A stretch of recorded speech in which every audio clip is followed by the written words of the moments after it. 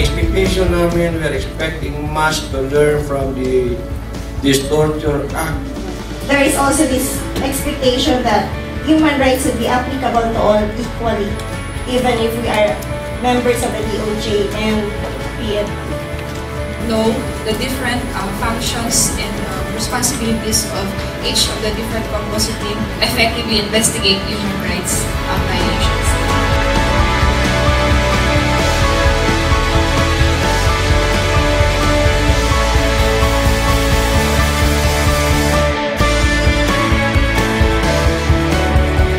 Meaning to the words human rights. This meaning leaves no room for interpretation because by its meaning itself, it can be easily understood by all of us. The Medical Action Group in this project hopes to address the issue of inadequate investigation and prosecution of the acts of torture.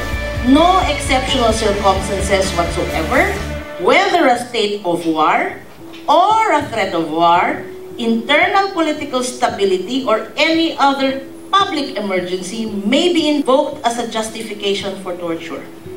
There are only 3 elements in the crime of torture. So kung before the passage of the law in 2009, nung wala pa pong torture, similar forms of so-called torture in the loose or non-legal parlance are only crimes, common crimes that are punished, like mutilation, physical injuries, the most common, murder or homicide as the case may be, threats, coercion. Yun lang po yung ating mga crimes that are available to us. Yun lang po, doon lang natin napapunish ang ating mga perpetrators.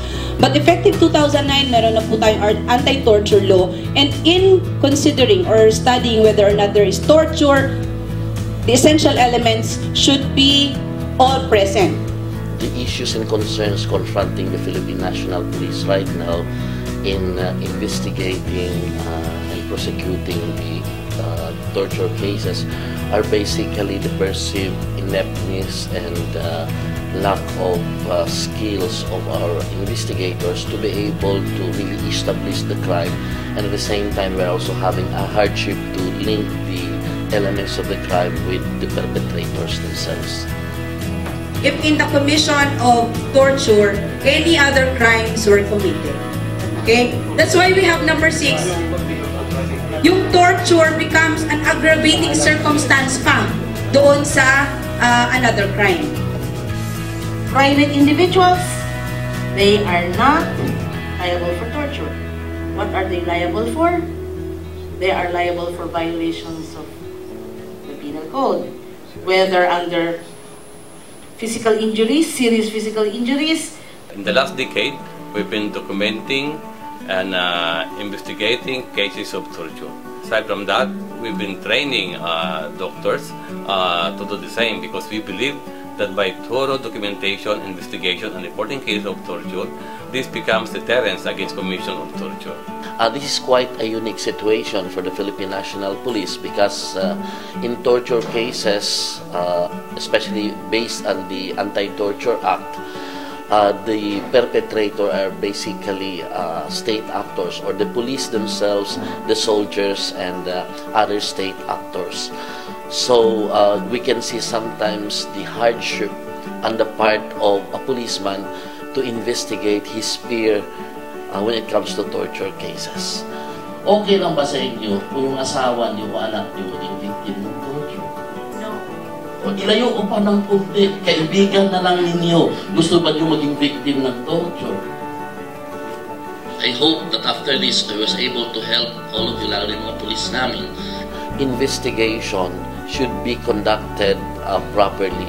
Because as noted, based on data available, most of the human rights violation committed by the police, particularly the acts of torture, are being done to extract confession or sometimes to be able to get testimonies from people because of the mindset of our police that as investigators, they have to prosecute crimes. Illegal possession of explosives, sir, pero hindi ganito yung preparation ng affidavit, sir. To solve this problem, there must be an intense conference between the enforced law arresting officers and the prosecutor. Maybe this evidence was presented for RBC to file a case against the military for torture. We all have this infinite worth regardless of our station in life, regardless of our calling, regardless of where we come from. We all have this infinite worth.